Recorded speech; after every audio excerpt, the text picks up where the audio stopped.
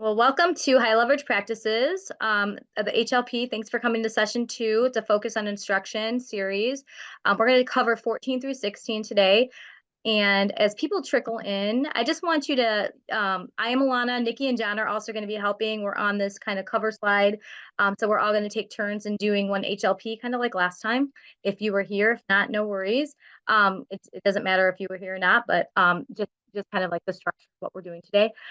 If you can use the chat if you want to, you don't have to, but just tell me how your day was today with an emoji or a word or a phrase, just as we're settling in, because I think a couple people might be hopping in after school.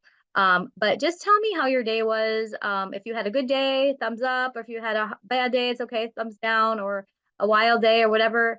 You can use the emoji, you can use words, you can use whatever you want, or if you want to unmute, you can do that too. If you don't want to answer, that's okay too. Today I think my emoji would be kind of like a crazy face because it was it was fine. And then of course technology sometimes doesn't work out, as you guys know, in this world sometimes. So we had a little wild start, but we're good now. So we're gonna take deep breaths, right, guys, and be okay. But if you'd like to just put your name in and kind of what kind of a day you had, that would be great while we're kind of going.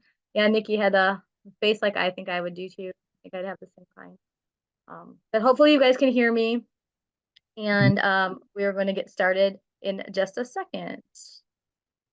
John, you have to have an emoji for today too. Just look at my face. All right. I'll just look at your face for that. Yeah. Yes. Well, these are the series overviews. We had session 1 already, so this is session 2, using explicit instruction and scaffolding supports to teach cognitive strategies that support student learning. So again, I see you. I appreciate your face. Oh, that's a happy face, Hannah. So that's good. Lauren was a laughing face. I like it. And Nikki's like a oh my goodness face. So I appreciate that. And again, if you're driving somewhere, please don't get in a car accident. Just wanted you guys to have like, if you want to engage, that's how we engage in the virtual world, right? We're going to try to use the chat if we can. Um, and if you just want to listen, that's great too. But this is our overview. We're going to talk for the next about hour, a little over together. If anybody has any questions, please stop us and unmute. But this is kind of our overview of our sessions, and we are again on session 2. All right, so our objectives today, and Nikki and John, you guys can look at the chat. I can kind of see when somebody puts something in there, but if someone says something, please stop me because I sometimes just will talk and stop me and then say this, somebody said something. If you guys don't mind doing that, that would be great. Will do. Thank you. Because I sometimes can see the chat, but I don't always see what it's saying. So our learning objectives really go in with our HLPs. So the first one, which I'm going to cover, is identifying strategies to explicitly teach and support cognitive and metacognitive processing. So thinking about our thinking is kind of what we're doing. Analyze scaffolding support strategies and consider classroom implementation points. That will be the second one. And apply principles of explicit instruction to instructional practices, and that will be Nikki. So I will go over the first one, John will do the second one, and Nikki will do the last one today. And that is all we're going to go over today. So little bite-sized chunks. So here's a little discussion question, and I would love it, again, if you wouldn't mind using the chat to talk about this, but any one of these questions you can answer. And this is kind of a warm up or kind of our focus to get on to our topic today. So what are your learning preferences? You can answer that question. And how did you know how you learn best? So we know that it's been debunked that we don't learn best by one certain way, right? So now we know that we have learning preferences. So some people like auditory or hands-on, but how do you learn best? And how did you know that about yourself? Just thinking about those questions and answering when you can or if you want to. Think about your favorite teachers or your subjects and why you pick them.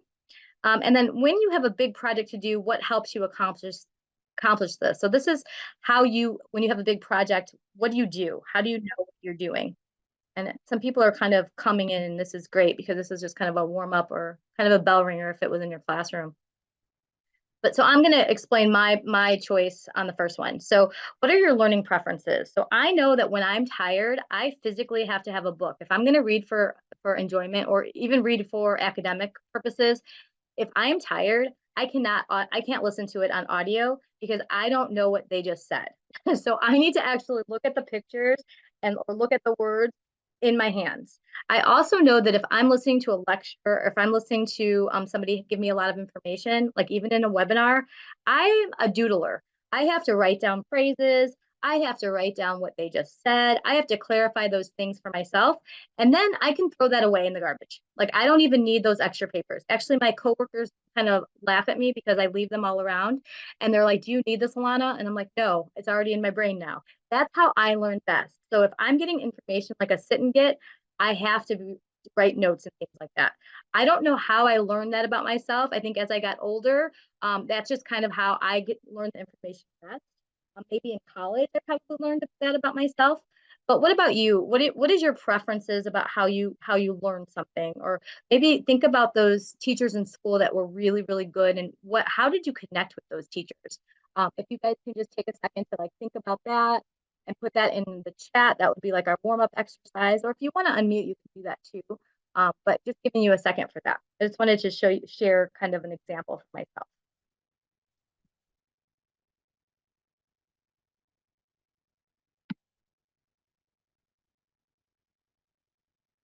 Great. So Nikki says when she has a big project, she needs checklist that breaks it up into smaller chunks. That's great. Yeah, I do too. I have task lists. And then Lauren, color coding always helps you. That's great. Like you probably love a Google Calendar and you put like different things in different colors. Is that right? Like that kind of what you're thinking? And John, listen, see, and write. So you kind of multi senses. You have to kind of engage all of your senses. I feel like for me, when I'm tired, like I said, I need to be more tactile and have it in front of me. And then if I'm kind of with it, I like audiobooks and I can understand that and I can hear the audio. So I'm with you, John. It kind of depends on my mood or kind of depends on how tired I am, or just every day is different, right? So every day is not always the same for me. And that's probably how that is with our students. Does anybody else have anything else to share before I go on? John or Nikki, do you want to add anything? Or anybody else in the chat? This was kind of just like a warm up activity and talking about how we learn best, because these HLPs really, that's what we're going to address. Teaching students how they learn best, how their learning preferences happen. And the earlier, the better. I think I said, I don't think I learned that about myself until I got into college or probably after as a professional. So if we can teach students how they learn best when they're younger, that will help them as they get older and how they take in information, whether they're going to college, whether they're going into trade school, whether they work with other people on a job. It's really important to think about our thinking and how we learn the best. So anybody else have anything before I move on, or I can just move on? All right. So this is another thing that we, and I think John kind of put this in there, but emotion drives attention and attention drives learning, meaning anxiety is the enemy of learning. So when we're anxious, when we don't know our expectations, we have a hard time learning the information, right? We know from research that strong student-teacher relationships and positive classroom environments foster structure and security. So this lowers our anxiety and increases self-assurance and promotes higher levels of cognitive functioning. So when students are taught those strategies of how to problem solve things, they're given those tools that will help decrease their anxiety, because they're going to know what to do when they come to a problem that's hard, right? So the more things that we can give them for their tool belt, the better. So it will decrease their anxiety. They know the expectations. They know what's going to happen. They have those good relationships, because in those classrooms where it's okay to fail, then we're going to see some good gains. We have to build that culture. So the think point is at the bottom, is how do you build those relationships in your classroom? And again, if you want to use the chat on any of these things, please do. But how do you know make it okay for students to get mistakes in their classroom, to make mistakes? How is that okay in your classroom? How do you build that in your classroom? Because that part of that positive environment that's really important for that. John, would you like to add to that? I think that you talked about this, John or Nikki, I can't remember. Or Yeah, when that previous slide, when you talked about a teacher, I remember Wendell Brown in fourth and fifth grade. This slide says it all. He laughed big. He just liked to laugh. He was just a great role model, and there was no doubt in anyone's mind that we were number one. I was number one in his life. No, no.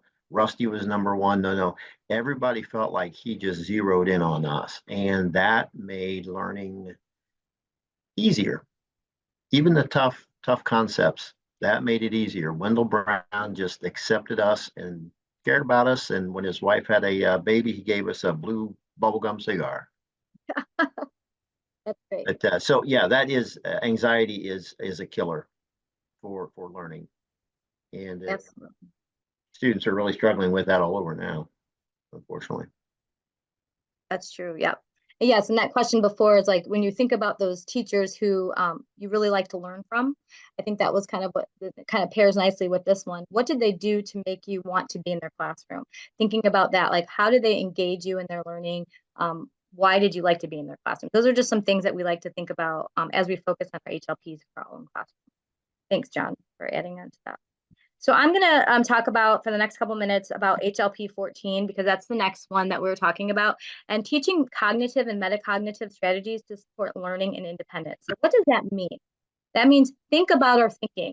How are we teaching to think about our thinking? Thinking about what is in my brain. And I'm going to go through some concrete examples so that you can use this in your classroom. But it really does support memory, attention, and self-regulation. So these strategies are helping students build all of these things. Teach cognitive processes to support problem solving, organization, or those executive functioning skills that we know that kids have a hard time with. Explicitly instruct students to monitor and evaluate their own performance in relation to goals. So how do I know that if I want 90% on these word problems or this math problem, how am I going to get there? And if I don't get there, if I'm only at a 70%, what can I do to get there? I need to evaluate my own goals, though. That's what I want to teach my students. First of all, to set a goal. And if you're not going to get there, how can we tweak it so that I can get to my goals? And that's really the basis of HLP 14. And if we're going to use these strategies in our classroom, it's going to help strengthen all of these points within this HLP. So again, I want to invite you to use the chat. Have you used any of these problem solving strategies? And these are, there's more, and if you've used something else, please put that in the chat. And you can Google these, and there's a lot more, but we just put a couple out here. So one of them is Solve It, and the other one is Cubes. Have you guys heard of that? Yes or no? Thumbs up, thumbs down. Or if you've heard some different ones, please, of course, add that to the chat. But I think this is really important on here is strategies are only effective if students know how and when to use them. The teacher must teach and model what, when, and how to use these strategies within their instruction. So we could tell students what to do all day long, but really our goal for this HLP 14 is to give them these tools and have them be able to pull them out when they need them. Because we know some students are going to need them a lot longer than other students, right? So I'm going to explain and model cubes for us. And then I'm not going to explain them all. But if you want to write some of these down and then you want to look at them later, that's great. We also have links to the resources at the end. But this would be a problem solving strategy. And I would model my thinking with cubes. So I would say we are going to use the cube strategy today. We are working on math problems. Math problems with word problems, I know that I'm going to need a strategy to solve that. So cubes is a framework, and I know that C is circle the numbers. So if I am going to read my problem and I'm going to circle the numbers. So the numbers I see here are 14 and 28. So I'm going to circle. I know that I see numbers, so I'm going to circle my numbers and I'm going to make a check mark after that C. That's the first part of cubes. U is underline the question. So if the question is, how many more shiny books does Nikki have than John? I'm going to underline the question. And I know the question starts with how, because that's, in my reading, I know that how is underlined. So I'm going to underline all of that. And the question mark ends the question. So underlining the question, I'm going to underline the question in my word problem. And then I'm going to box the keywords. So what is a key word that I know that I need to know for math? Well, I know when I see the word more, that's going to mean subtraction. So I'm going to box the word more because my anchor chart, my teacher taught me that more is one of those math words that I need to know. And E, I'm going to eliminate the unnecessary information. Well, if I say that John has 28 more shiny books than Nikki, what is unnecessary information? Well, the word shiny doesn't matter. I need to know how many more books, but more shiny is just trying to get in my way. So I'm going to X that out and I'm going to show these students how to do that. And now I'm going to solve it. I'm going to solve the problem. So I'm going to make a plan. I know this is subtraction because I see more. I'm going to put the bigger number at the top and the smaller number at the bottom, and I'm going to solve it. So I'm going through teaching my thinking. I'm teaching the students how to do it. I'm not having them interrupt me through my thought process. I'm going to explain each part of that cube strategy to the students, and then they're going to be able to practice it on their own. So it's not as much about the strategy. These strategies are great and they help with memory and executive functioning skills, but it's more about me modeling how my brain thinks about these problems. And as much as I can do that in detail is what I want to do in my classroom. I want to do it in small chunks. So whichever strategy that you use, I challenge you just to write everything down about how you solve whatever problem it is to go through the students and exactly the process of that so that the students, you can transfer that to your students. And that's really modeling your thinking, thinking about thinking, your metacognitive process. That's really the process of how we do that. Does anybody have any questions or any thoughts about that? Please put it in the chat. I'm just going to keep on going if not, but I just want to give you some time to think about that. But again, whatever strategy you use, making sure that when you model it, you're doing it yourself, you're doing it on your own, you're thinking out every step of the process, and you're not letting them interfere with that because they have to see that thinking all the way through before they get a time to practice with each other or practice with you. Another strategy you might have heard, and you can do a thumbs up or thumbs down in the chat if you've ever heard of this one, but it's called Yes, Ma'am. I don't know if anybody's ever heard of that, but it is a strategy that, again, you can Google it to get the explicit word, but it helps to find the evidence, text evidence in a passage. So if your students are having a hard time answering open-ended questions, and they need to cite some text evidence and some evidence of their to support their answers, this is a good strategy to use as well. Again, it's not as much as the strategies, but it's more about the teacher saying, when I come to a constructed response question, I can use this strategy. This is how I use it. I'm going to model how to use it. My brain uses it, and I'm going to try to transfer it to you so that you can use it on your own. That's really the point of it. So the teacher has to teach what, when, and how to use these strategies. We're going to do this all the time in our classroom.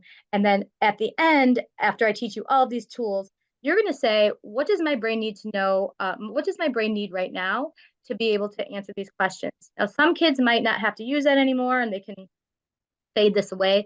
And some students might use it a lot and all the time. And that's where we get the good stuff, where the kids are learning how they learn the best and what strategy works for them. These are some more processes for students with cognitive, to thinking about their thinking, their cognitive process. I really like this stop and go one. I don't know about you guys, but how did you learn how to, if you read something again, for pleasure or for academics, how do you know when you learn something? How do you know that it makes sense to you? So this stop and go is really good for students after they read a stanza or a sentence or two sentences or a paragraph or whatever, depending on how big or little your students are, after a couple of sentences, they need to stop and they need to do a fix-up strategy in their brains. Now, you're going to teach them a whole group how to use this strategy, and they're going to use it in their brains. So they're going to stop. You're going to say, okay, we're going to stop after a paragraph. Now we're going to stop. If you knew what that paragraph was about, you can keep on going. If you in your brain, but you have to either like summarize it or you have to clarify it in your brain, you have to jot it down that you understood that part and you can keep on going. Now, if you did not understand it, what's a fix-up strategy that I could use? Well, I can go back and reread it, okay? Or I can go back and highlight those vocabulary words that I did not understand, and I'm going to be able to ask my partner next to me or any or other strategy that you think about when you're reading to be a good reader. Or I'm going to write down on a Post-it, I'm going to draw what I just read or something like that so the students are able to gauge if they're understanding the information that they're coming into contact with. So that's called the stop and go. And I think about how I learn how to read. Sometimes I read a whole page in a book and then I'm like, what did they just say? I don't even know what they just, I just forgot what they just said. So how do I know that? Well, because if I cannot go back and say what just happened on that, I do it really quickly, right? But we have to show students how to do that from a small age. What are those strategies that you know? Okay, if I could tell myself again in a couple words what just happened, then I'm going to move on. If I didn't, I need to reread it. That's how I do that. And those are the things that you're going to model for your students. You're going to model good how you read, how you take information in, and then give that to the students in little chunks so they can have more strategies so that they're able to decide what they need if they don't understand something. So I really like these kind of resources on here. There's lots of different ones that you could use, and you could Google, you could look up to kind of decide what's good for your classroom. But there's a QAR strategy, and if you want to write that one down, you can talk about what are the right there questions, and then there's think and search questions, which means like it's not right in the article, but you have to kind of think about it a little bit more, and then you have to think about some connections with the author and me, and then on my own text with the text. So it's just different ways to think about it and to get your prior knowledge and the schema or the background knowledge for students. So anytime we can build those things in together when we're reading, the more connections the students are going to make. But again, it's about teaching them how to use these different strategies when they're reading to become better readers and more efficient readers. I'm going to stop and see if anybody has anything to say. I just gave you guys a lot of information, or a thumbs up or thumbs down in the chat, or if anybody's used any of these strategies, please let me know. Have you tried them, or could you try them in your classroom?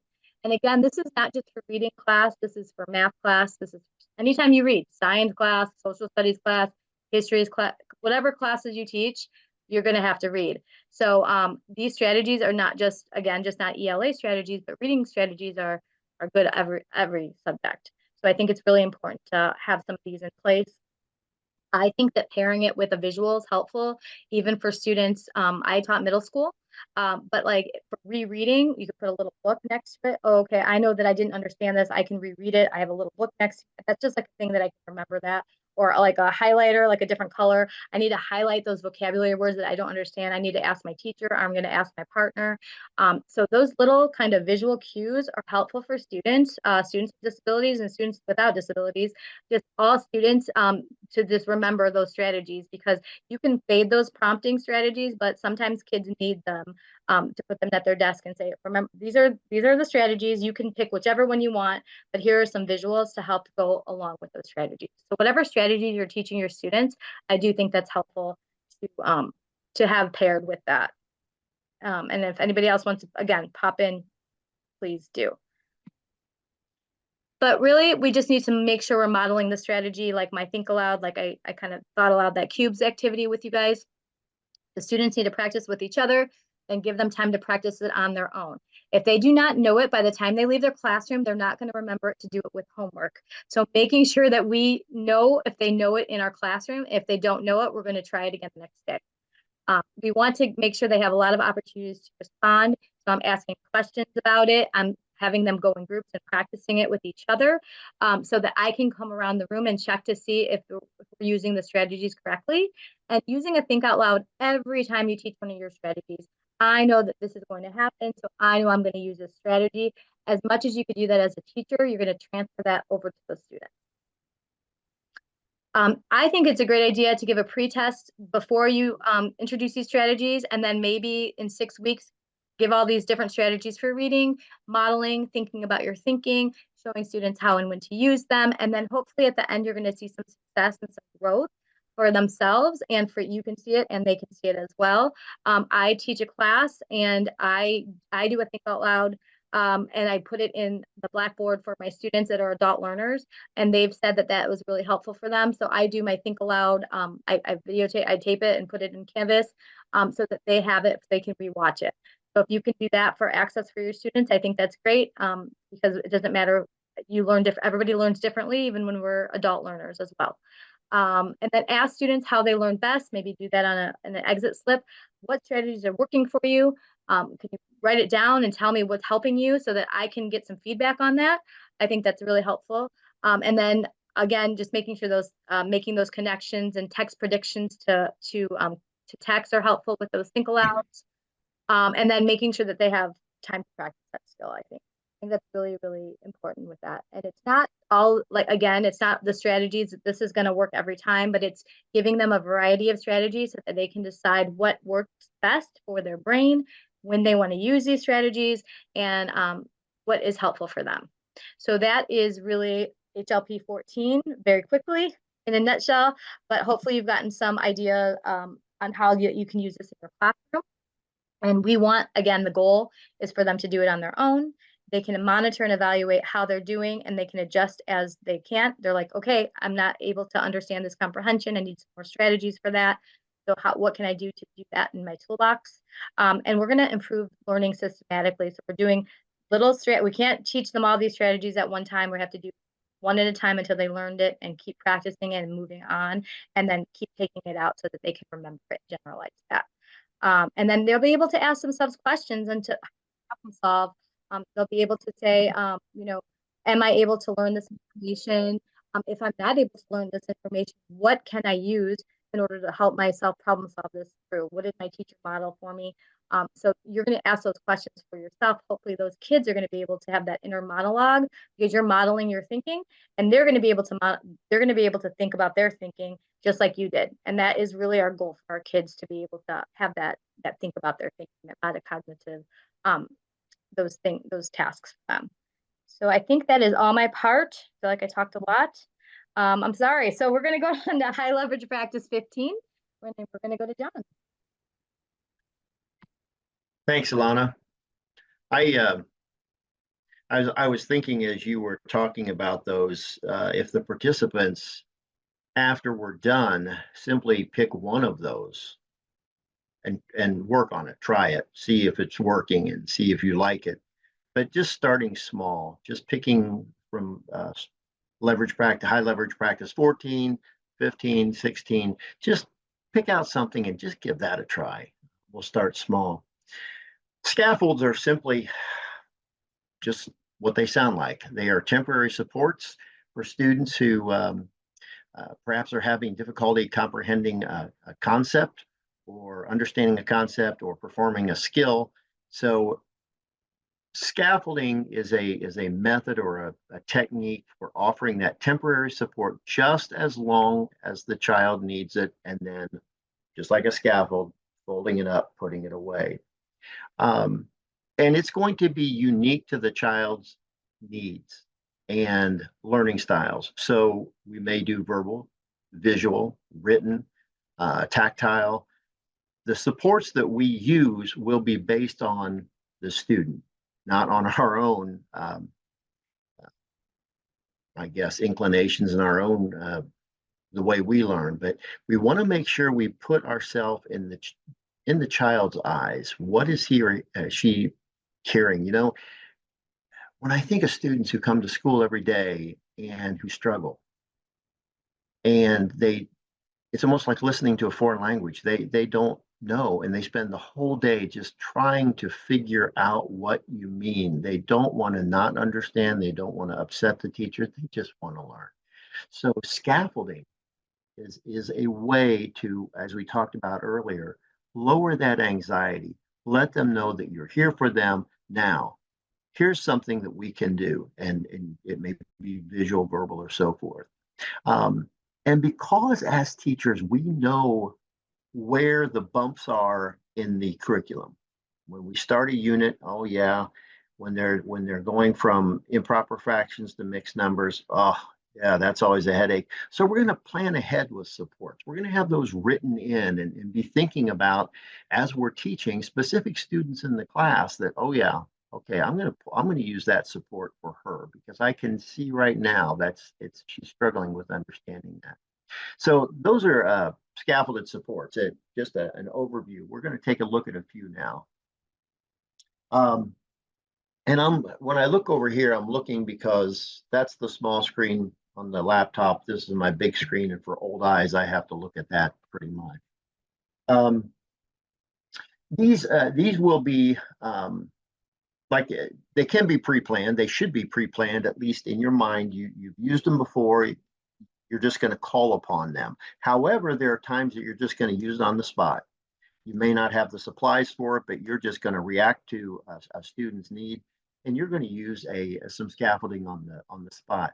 In fact, I know you are scaffolding more than you realize every day in various ways, informal ways and maybe in more formal ways. But you are scaffolding already, and you're doing it in a flexible way. again, based on the unique needs of the student. The whole purpose of scaffolding, like we talked about, is bringing it back, or that gradual release, as we say, as students are making the progress. So some examples, working out a problem in steps and leaving it on the board and being able to, teach the kids or instruct the kids, when you get stuck, look up, find the spot where you are, the step where you are, try to figure that out. Use that as a model. I'll be around. We don't want them dependent on us. We want them to build that independence and that understanding. So we'll walk around, but we want them to use those visual supports. You can also list those steps for each problem. You're going to see an example of that later with algebra. That is so important because students, when we're writing a math quadratic equation on the board, and we're talking, they're getting overloaded with what we're saying, terminology, your exponent, your numerator in this fraction, in the equation, if you have fractions, or the variable or the unknown. When we start using these terms and we're writing and the kids are just trying to go from here up to here, they're trying to take notes, that's overwhelming to a lot of students. So if we can list those steps as prompts, again, an example or steps, that really benefits students and puts them at ease because they know that they don't have to be taxed. The cortisol, they don't have to get that anxiety, which will immediately shut down that metacognitive reasoning. And teaching students how to use graphic organizers. And another example is to use closed guided reading in our closed reading for notes in ELA. So those are just a few examples of what we talk about when we talk about scaffolding that you might think about. Next slide. Context clues are great, especially when you are using those context clues, that reading strategy, that reading support in other subject areas, context clues in science, in social studies. I can think of a story, it's about the American Revolution, and they talk about the battery. And when you're using the context, they're talking about the guns going off, the British guns going off, and it refers to it as a battery. Now, they may not know that multi-meaning words or the multiple meanings of words, the artillery, but in context, can they figure that out? What do they know based on reasoning, based on that sentence? What do you think it might mean? Because a battery is actually a pitcher and a catcher in baseball. It's something we put in a flashlight, and it's our artillery. So using context clues and helping them learn that, or learn to use that in other domains, like I said, social studies and science, it really helps them make connections. And when they make connections, it makes sense to them.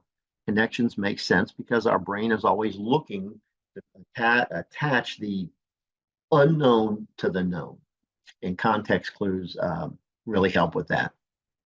There are examples up here. Do we have, Lana, on the Padlet, will we have references to anything, resources like this?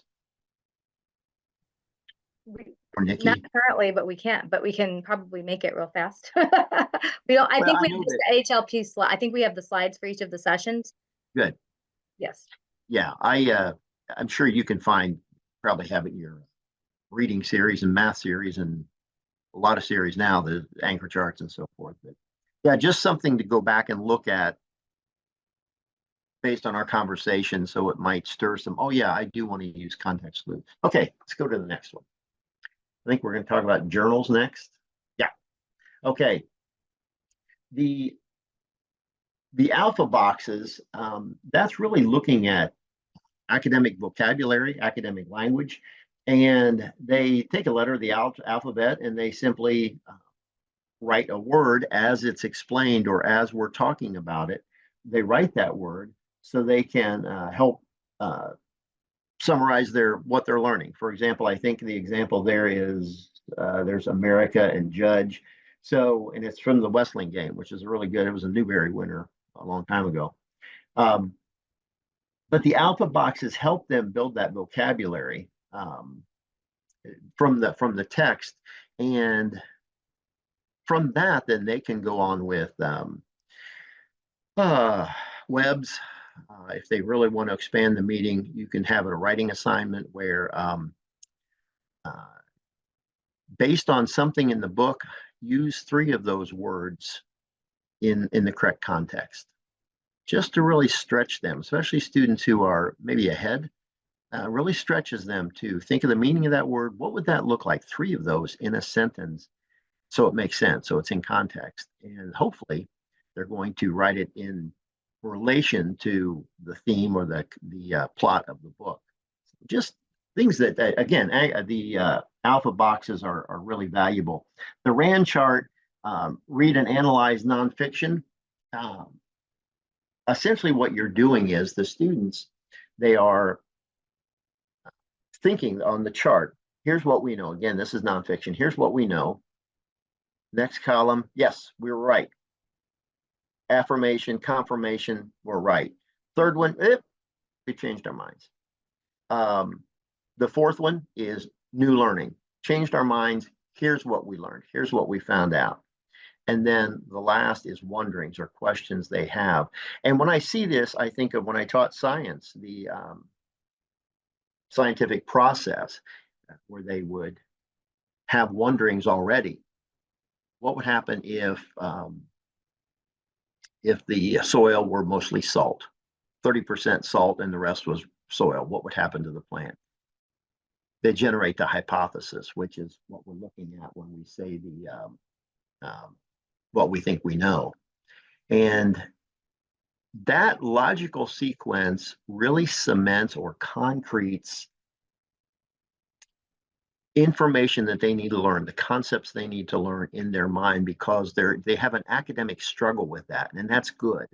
They're thinking about it, they're debating with themselves, maybe debating with other students. This is what I think. No, I'm not with you on that. I think uh, the plant would die if it was 20% salt or whatever. But again, a science experiment's great because that's hands-on. They're engaged. They're using what they know about plant life. They're using what they know about photosynthesis or whatever, soil quality. And they're using a method, a linear and systematic method to wonder and to explore what they know and what they don't know about that topic. So RAND charts are excellent. Double entry journals, that's a response to what is being read. And those are really interesting because I don't know if you've ever done it, but I have responded. I've done this. And it's interesting as you're reading something, even if it's just a couple words, a phrase, it's interesting to go back and look at that when you're done reading a chapter, especially in a nonfiction or in a fiction. And I've done that. I love historical fiction, and I've done that. I've actually written some wonderings. Why did he do this? And I want to look it up in another book and check it out. But it really does help them understand key concepts within, when they're writing those down, key concepts within that text, and also vocabulary, jotting down words that they may know, they may not know. And so, yeah, double entry journals are very valuable. Okay. Uh, Framed paragraphs, I don't have a picture on here, but framed paragraphs are when you give a writing assignment, let's say to persuasive writing, and you have your statement at the top. This is what I believe. Why I believe it. When you give them that frame, we think we're helping them, and we are when we give them that support, that frame. But if it just says your belief, students who struggle need more than that, such as your belief. And we would add for students as a support, write what you believe about whatever subject we're talking about. Evidence. how do you know, or why do you believe this? Based on what you know, or what in your life has made you believe this. You add those little snippets, those little cues to prompt them to, oh, okay, I get it now, rather than just what you often see on just a paragraph framework. Um, the mathematics, the illustrated performance sequence, this is what I referred to earlier when we're writing on the board. Picture a teacher just writing all that. First of all, not even having the step one up there.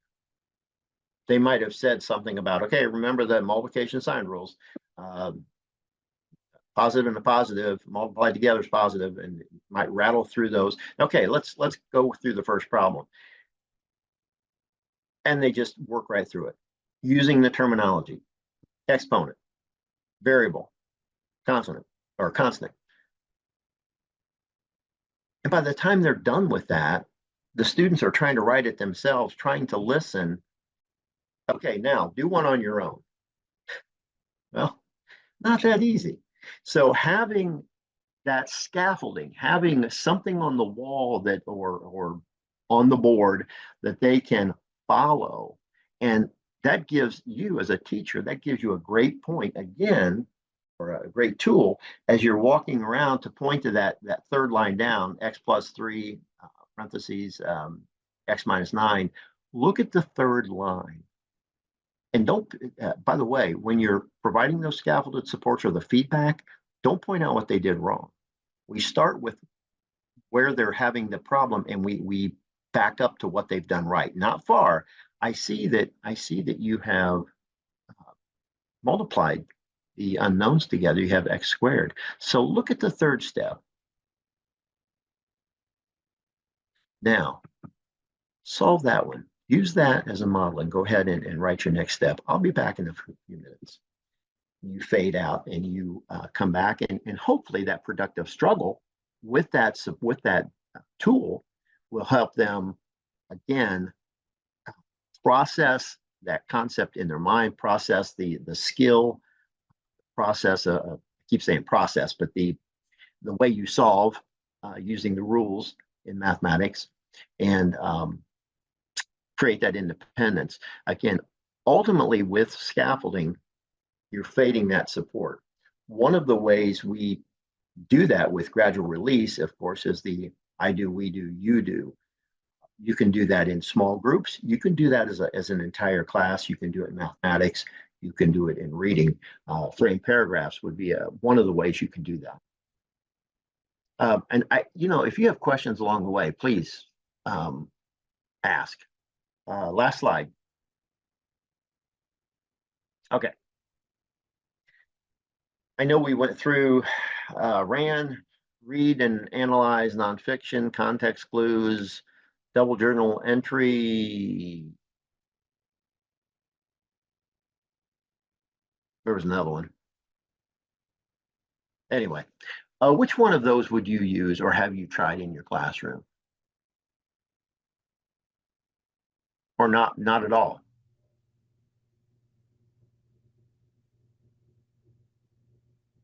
Those alpha boxes are the other one, John, that you were remembering, and those are great in the classroom. I used to use those regularly when we were thinking about taking a nonfiction piece and then starting to write about what we read.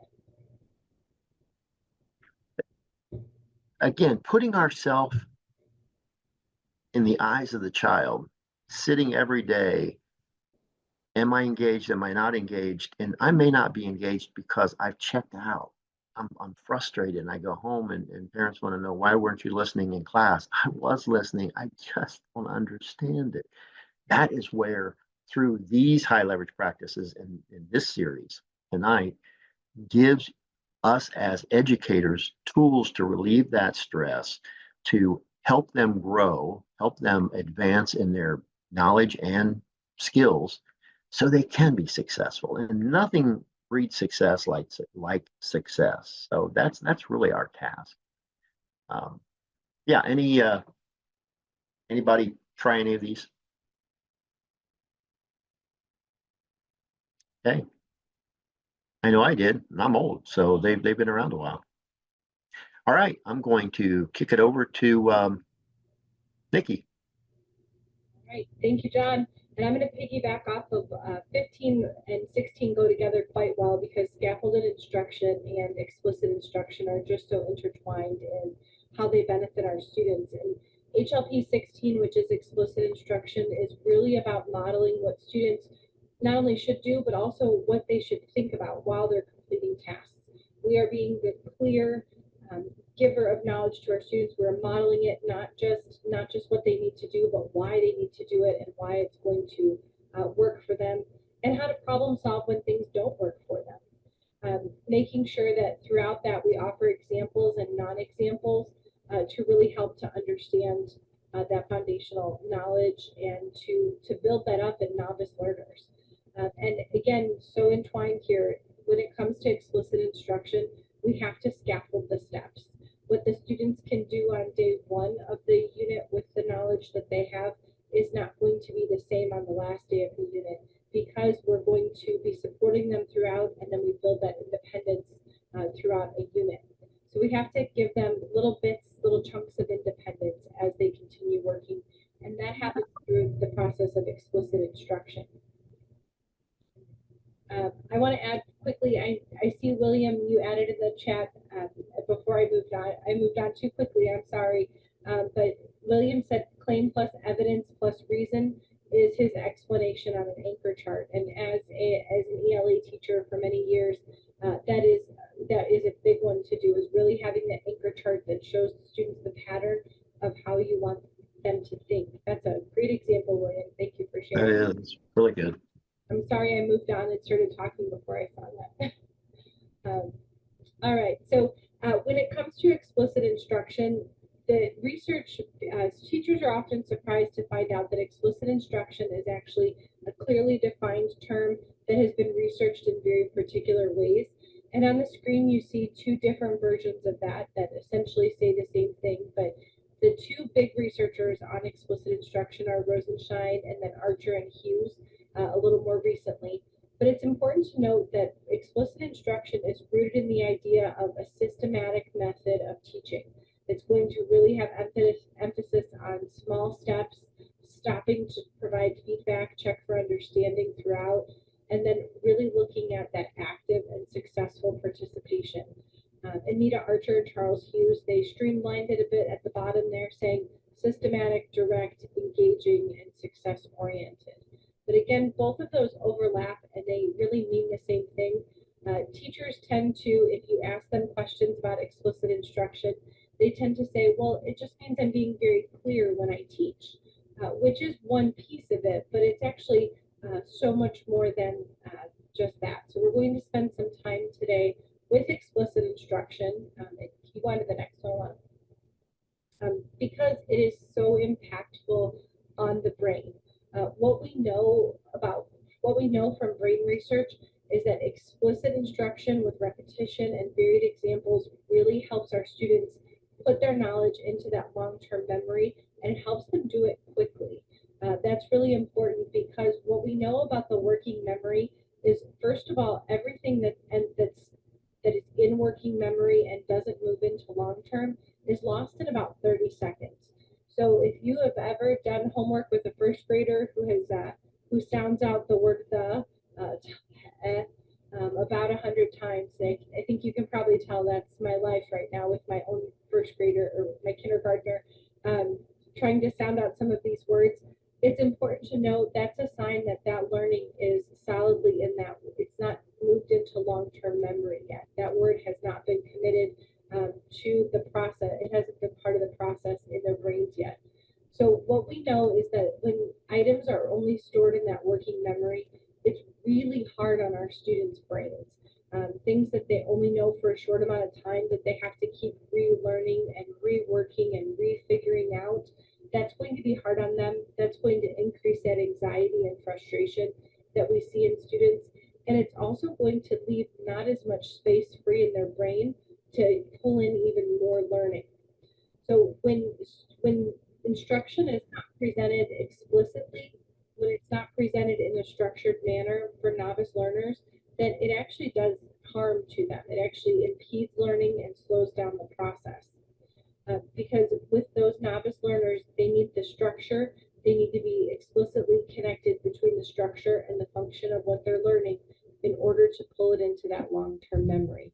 And modern brain science shows us that the brain becomes rewired as these things are happening, as these skills are put into their long-term memory, and those metacognitive pieces of thinking about how they're thinking, that's going to help rewire the brain so that those problem solving with the information they have happens much more efficiently and consistently throughout their learning experience. You can go to the next one, Alana. So in the research, there are 16 points about explicit instruction. And Archer and Hughes say that when it comes to the way that we design instruction for our students, we have to keep these 16 points at the top of our minds as planners, because that's what's going to help our students to be more efficient and more efficient in their learning, and us more effective in our teaching. And so these 8 that are on the screen, we want to make sure we focus instruction on critical content, especially for novice learners. We know that we can't tell our students they have to learn to read today, but what we can do for our students is really focus on what's critical for today. Today, we're going to work on the short vowel A sound. And that's what their goal is. We have to focus in on that and make sure that everything that we do within that lesson focuses in on that. That means not wandering off the task. That means not also introducing or practicing other short or long vowel sounds at that point. We really want to systematically introduce that sound and continue with it. We want to make sure that we sequence those skills logically. And this goes not just for how we're doing it within our class, but also vertically as well. Make sure you know what's being taught in the grades before yours and after yours, as well as you know what's being taught before and after each day of your lesson plan. Breaking down those skills, again, into those smaller chunks so that students do have the ability to set other things aside and focus on that new piece of learning. We're going to design organized and focused lessons. These go so closely together. I just sort of gave an example about that. We have to make sure that our lessons are aligned from beginning to end, which means that the objective or goal that we present is going to be aligned through all of the instructional activities that we give, as well as aligning at the end of the course, at the end of the class or the end of that part of the lesson with an exit ticket or an assessment. It's aligned right there so that students can feel that success and get that feedback throughout the learning process. We have to make sure that we state those goals early on in the lesson for our students, making sure they leave. This makes their learning tangible. If I say today we're going to learn short A, and at the end I can prove to them that they did learn that short A sound, that's going to build those endorphins. It's also going to help build their persistence and stamina for learning. We provide throughout instruction step-by-step demonstrations. That means that not only do I say we're going to learn about the short A, but I'm going to show you what that A looks like. I'm going to have you put your hand on your mouth, look in a mirror to see how you can make that A sound as you're going through. I'm going to provide those demonstrations and provide practice as well. And I'm also going to use clear and concise language. This is important both within your classroom, but also vertically as well across your school. Lots of schools are working on this explicit instruction piece. Small things like in the writing process, calling things a sloppy copy versus a rough draft versus first draft, those kinds of things that happen in grade levels. We have to provide that clear, concise language so that our students know what we're asking them to do and that they know how to accomplish it as well. And then there's 8 more. There are, again, also lots of points about explicit instruction kind of go together on this. We have to make sure we give those examples and non-examples. This is where we go back to that literacy example. This is where we give some examples that include the short A sound, and then we give some that don't, so that the students are able to say, no, that is not an example of the short A sound. So do we hear the short A sound in pig? No. Do we hear it in map? Yes. And they go through those different steps. Again, we're providing guided and supported practice in those examples and non-examples. not setting them free to determine that on their own and then maybe get it wrong, maybe mistakenly think the non-example is the example. We want this to be guided, supported with immediate feedback for the entire class during that instructional piece of your lesson. We're going to require them to have frequent responses. It's not you're talking the whole time and your students never make that short A sound or never hold up an A card. We have to ask them to participate in that learning while we're giving that direct instruction. Again, monitoring performance, providing feedback throughout all of this. These, as they're so intertwined, I know that I've given examples of these already, so I'm going a little faster as we get to the end. And deliver a lesson at a brisk pace. Be mindful of your student attention span, especially for those little ones. You're lucky to get 3 to 5 minutes of focused attention from students, little ones during that direct instruction. And even as they get bigger, you max out essentially at about 12 minutes of of maximum attention on direct instruction, even for our high school students. And we want to make sure we provide distributed and cumulative practice. So the only day they talk about short A cannot be today. It has to be practiced throughout, and we have to remember to point it out when we are in other settings and in other places so that they can recognize it. These are great opportunities to ask parents to have conversations or to give sample words in other locations as well. Even on those walks to lunchroom or to the bathroom, those kinds of things are helpful for students. It doesn't always have to be a homework worksheet or worksheets, things like that. Right, thank you, Alana. So all 16 of those points, Anita Archer says, boils down to how we teach is just as important as what we teach. So your curriculum map can be beautiful, it can be color-coded, it can have all the things on it, but if we are not presenting it with fidelity to our students, and we're not presenting it in a way that makes sense to them, that keeps them engaged and is very clear, then we're not going to get what we want as far as outcomes, because how well you teach is how well they learn. If you could go to the next one for me. Because of that, Anita Archer and lots of other researchers really advocate for this structure of the explicit lesson, really making sure that you go through the model of I do it, we do it, you do it, to make sure that that is a scaffolded approach to instruction. That means that as the leader in the lesson, we open the lesson up, we get the student's attention, and we state the goal. We're very clear, and this is what we're accomplishing during this lesson. We provide the why behind it. Why do we have to know this? Because it's how we learn to read. Or why do we have to know this? Because this learning the vocabulary of fractions will help us to manipulate the fractions in our math problems tomorrow. Those kinds of things. And then any critical prerequisite skills that our students need to have, we should review those right then and there in the lesson. If you know that your students need to know the numerator and the denominator as terms in order to effectively solve a fractions math problem, make sure that prerequisite skill is reviewed. Again, that doesn't mean that has to be a worksheet. It could be you doing a quick model that has an N for numerator on the top and a D for denominator on the bottom. So just quick review of those prerequisite skills. And then we're going to ask them to demonstrate understanding of those skills. So drawing an example of a fraction, 1/4, and saying, hold up your fingers to show which one is the numerator, and checking around quickly to see with your students who's holding up one finger to show that they understood that that was the numerator of the problem. The next part of the lesson, go ahead, Lana, sorry, is going to be to teaching it. And this is where we really get into that very clear, concise description of the topic. So if you are going to ask your students to multiply fractions, we're going to say multiplying fractions works like this. This is the first step. This is the second step.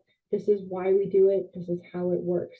We've done a very clear model from beginning to end as the instructor. Some red flags for this, making sure we're not calling on students to help us with this model, because we want to make sure that all of our students, that entire tier 1 instruction is a clear model from beginning to end without any side without us kind of losing track or getting distracted, but also not having wrong answers or misconceptions shared during that model.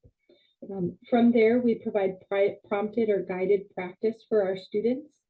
We're going to make sure that we give them opportunities, again, holding up the fingers, arms up if we agree that this is an example, arms down if it's not an example. So these are ways to get them attention, to gather your students' attention without having to break up the instructional piece of it. When it comes to guided practice, we don't have to move on to letting them do it on their own. We're still able to guide the practice and provide immediate feedback for that, so that they're seeing if they're on the right track or not. And so are we as the instructional leaders. I can tell when I ask for those kinds of responses from my students, if they're on track or not. I can see who might need a little extra help from me. I can see where some big misconceptions are. If I realize that they understand how to multiply those fractions all the way through, and then I give them, a problem that has bigger numbers and they are losing track with it, then that's something that we have to be aware of. I have to give them strategies for dealing with those larger digits within that problem. From there, once we've gotten them to as a group so that we can see that they're demonstrating high rates of accuracy within that, then we can give them unprompted practice. This is where they can practice on their own. This is the you do it portion. This is where they show us their own understanding. And this can still be with some support. John showed earlier, as did Alana, the FOIL method, the cubes method. They can still take those scaffolded supports and apply them themselves here. So they can still use those things. They can still use the models, the anchor charts, the notes that they've taken. But they're going to use those things independently to get that accuracy. And we'll be able to see what it looks like as they're applying their thinking as well in those cases. And then on the next slide, we have a sample, unless I might be missing a slide. Will you click for me, Alana? Good. We have a quick video here. It's only about 2 minutes, but there's some very specific things that I want you to look for as we're showing this video. She's going to teach 6th graders multisyllabic words.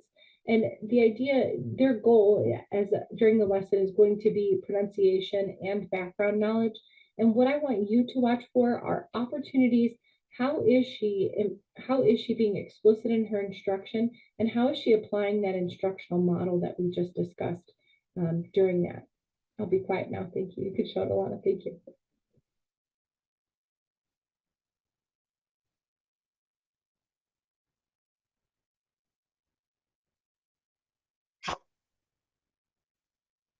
I'm not getting any sound. Are you all getting any sound? Let me unmute myself and then try it again. Happening, and Oh, perfect. Got it now. already learned some background Sorry, I don't know. It keeps. information, so we have an idea of the time, place, and what was happening. And we are going to look at some words. Now, some of these you know right away, but I just want to be certain we have the correct pronunciation. So we're going to actually read these words by parts. And pencils down. You're not going to write any of these down. I'm going to move my finger underneath the part, and you're going to read it, and the next part, the next, and then the word. So everybody, what part? In, next part, and the word is attention. Excellent. And first part, next part, and say E, next part, and Lee. Immediately, but we say what, everyone? Immediately. When we have to do it right now, it is done immediately. And first part, next part, and the whole word. Reluctant. And first part, next part, and the word is excellent. And first part, last part is swayed. What part? Swayed. And again, persuade. Oh, to really convince someone they should do it, you persuade them. And first part, next part, and last part is airy. Good. And say the whole word. Oh, just very plain. You are ordinary. Say the name here. And first the name is E. Lou. The real way we pronounce it is allude. What do we say? Allude. And first part and last part. And the word is jostle. Okay. So when you wrestle with someone, you jostle. Okay. And so, everybody, what word? Tension.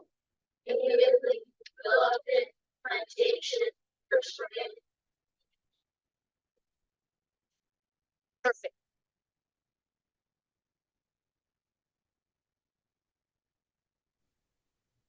So one of the things I love about that video is her perky pace. You've got a number of vocabulary words there that were covered very quickly in a meaningful way. So not only were students participating, sounding it out, but also they were able to go through a lot of words without spending all that time in the dictionary. I wonder if anyone's willing to share, either unmute or jot some things in the chat. What other instructional practices did you notice in the video that are worth sharing? Some of you may still be typing, but I want to give a couple other examples that I noted in the video. That way, while you're typing, thank you. Alana said I liked how she broke down the words and asked for plural responses. Absolutely. The amount of confidence that this built in your young readers with sixth graders, those multisyllabic words do still get intimidating for students. They start seeing these bigger words in their reading, and it is so important to really make sure she showed them what good readers do, and that is breaking it into chunks and modeling that not just out loud, but also visually. She was chunking it with her finger as she went through, and she was sounding it out. I had a bit of a hard time on my end hearing the students, but you can, in the actual video, hear the students saying it along with her and making those sounds with her. She's able to then hear if they're making mistakes there, or if there's something that is going to trip up the whole group. She also can tell whether the students have heard these words before, if they're familiar or not. Again, the volume was a little trickier on this part, but you could hear, no worries, Alana. I think sometimes it's just the video of watching things through Zoom. But the word elude, especially, she could tell from the way the students participated in that. Immediately she knew she had to stop and talk more about that one, because the students were not as active in that participation piece. Again, there are so many great examples within just this 2 minutes, but also just the fact that that perky pace where students were participating for each and every one of those words. The big difference here, instead of calling on students who knows this word, one person participates, being able to sound it out together and then have everyone say it together. And she had some commentary. They had just said the word, and she threw in a little bit of a meaning to that word, an example as she went through. Thank you, John. The pace really fostered that engagement. Great point. It allows our students to understand we're focused and we're going to keep going with this. You'll notice in many cases, she didn't actually stop and have them reread it several times, even if she heard mistakes. She is the one who then modeled. So if she heard struggle with her students, she modeled it by saying it again.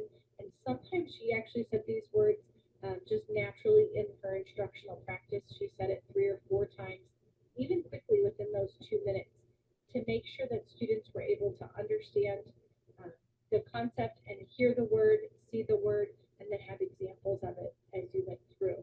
Again, this was that beginning part where she was providing background knowledge on words, as well as their punctuation with those pronunciation with those multisyllabic words.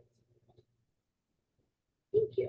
And then that is the end of explicit instruction, the explicit instruction piece.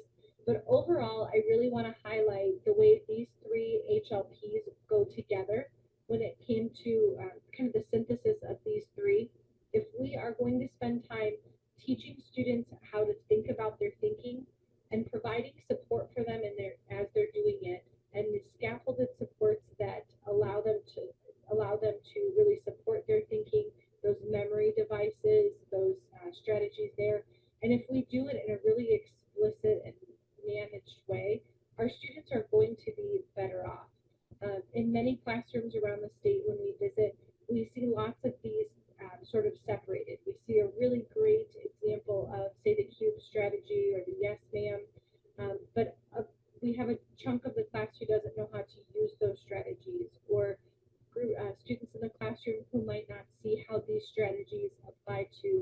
other classrooms. So like how this could look in social studies class, how this could look in math, how this could look in language arts.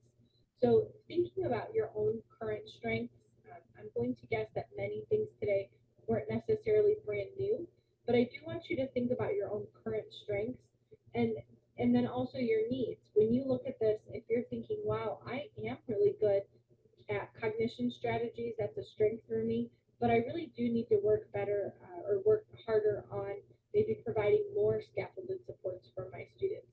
So I ask you to use today this activity chart and T-chart and really consider your strengths and your needs and where you can leave today and take action to be more successful in your classroom. So this is available on the slide. I won't ask you to share it out in the chat or anything like that, but really I encourage you to take the time to reflect today and take some action in just one small area along the way. With that, we do have some resources available for you on the next slide. There are lots of great examples. Many of the ones we pulled today came from those high leverage practices came from the highLeveragePractices.org or the Cedar Center websites. So please check those out. There's also the Peabody Center out of Vanderbilt. They do a really great job of sharing what those high leverage practices look like in the classroom. And how to, and other ones to go with as well. So please check out all of those resources if you're interested in more information. And on the left side, you'll see that we have an evaluation for you. If you could scan that and fill out the evaluation for today's webinar, we would really appreciate your feedback, and also keep an eye out for other webinars and things, and both online and live in person that we have available to you through our TA Center. We thank you for coming today on behalf of John and Alana and myself. I do want to thank you for being here, and if you have any questions, please feel free to stick around and ask or reach out to us at the TA Center. Yep, we'll stay on for a few minutes if you want to ask us a question, but if not, then have a great rest of your Monday.